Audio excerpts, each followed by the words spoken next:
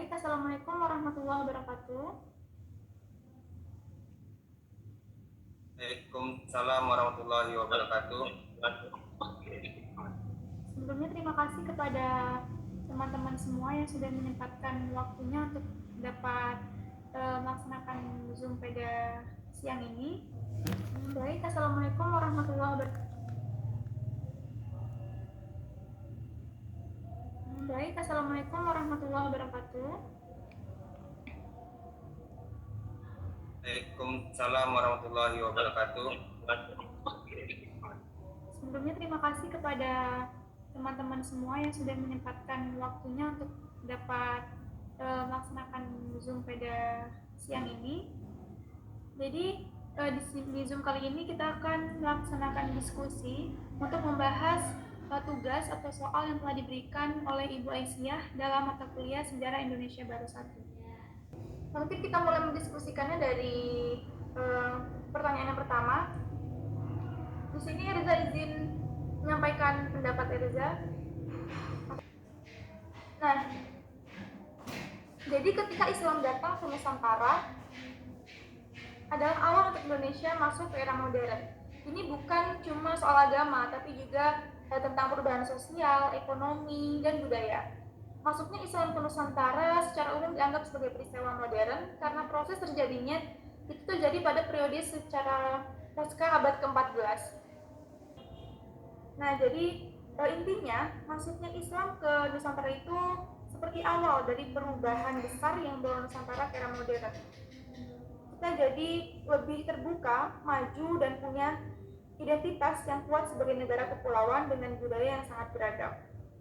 Nah itu tadi pendapat Erza tentang soal nomor 1. Mungkin dari teman-teman ada yang ingin menyampaikan pendapatnya atau kita lanjut ke pertanyaan selanjutnya.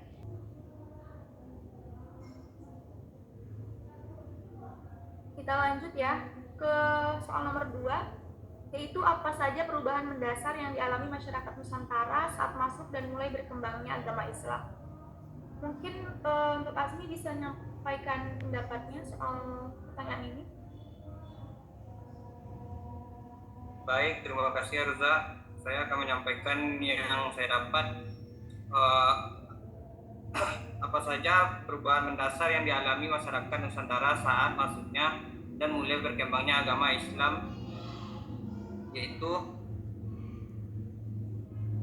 ketika agama Islam mulai berkembang di Nusantara, masyarakat mengalami berbagai perubahan sosial, budaya, dan politik. Beberapa perubahan tersebut meliputi penerimaan agama baru. Masyarakat Nusantara mulai menerima agama Islam baik melalui interaksi perdagangan dengan pedagang Arab dan India maupun melalui misi-misi agama. Yang selanjutnya yaitu integrasi dengan budaya lokal. Islam seringkali diintegrasikan dengan budaya lokal. Ini menghasilkan beragam tradisi dan adat istiadat yang mencerminkan perpaduan antara Islam dan budaya Nusantara. Konflik dan perlawanan proses Islamisasi tidak selalu berjalan mulus dan seringkali ada konflik dan perlawanan dari masyarakat yang masih memegang keyakinan lama. Itu saja yang dapat saya sampaikan. Saya kembalikan kepada Erza. Nah, baik, terima kasih kepada Asmi yang telah menyampaikan pendapatnya tentang soal nomor 2 tadi. Nah, selanjutnya kita lanjut ke pertanyaan nomor 3, yaitu bagaimana proses masuknya Islam di Sumatera, khususnya Minangkabau.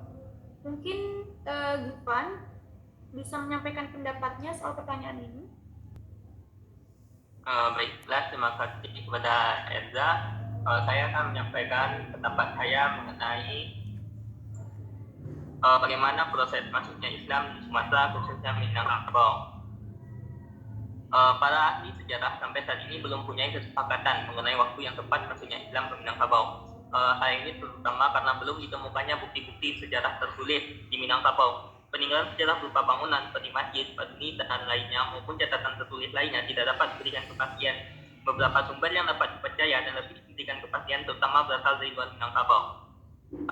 Berdasarkan berita di China, Hamka tahun 1976 mengatakan bahwa pada tahun 684 Masehi sudah didapati suatu kelompok masyarakat Arab di Minangkabau. Hal ini berarti bahwa 42 tahun setelah Nabi Muhammad SAW wafat, orang Arab sudah punya perkampungan di Minangkabau. Sehubungan dengan itu,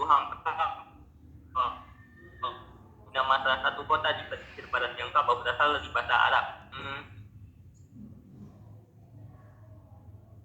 Berbeda dengan pendapat di atas, Ismail Yakub tahun 1956 memperkirakan agama Islam masuk ke Minangkabau melalui 2 jalur. Minangkabau di zaman kebesaran Melaka sudah ada raja-raja Islam dan Ibrahim. Di situ agama Islam sebagian itu. Yang kedua itu adalah dari Aceh masuk melalui pesisir barat Sumatera terus ke Ulakan Pariaman. Mungkin sekian pendapat dari saya mengenai jawaban nomor 3. Saya kembalikan ke Elza. Oke, baik. Terima kasih kepada Irfan atas pendapatnya tentang pertanyaan nomor 3 ya. Kita lanjut ke pertanyaan nomor 4, yaitu siapa saja tokoh atau ulama penyebar agama Islam di Minangkabau dan bagaimana kiprah mereka.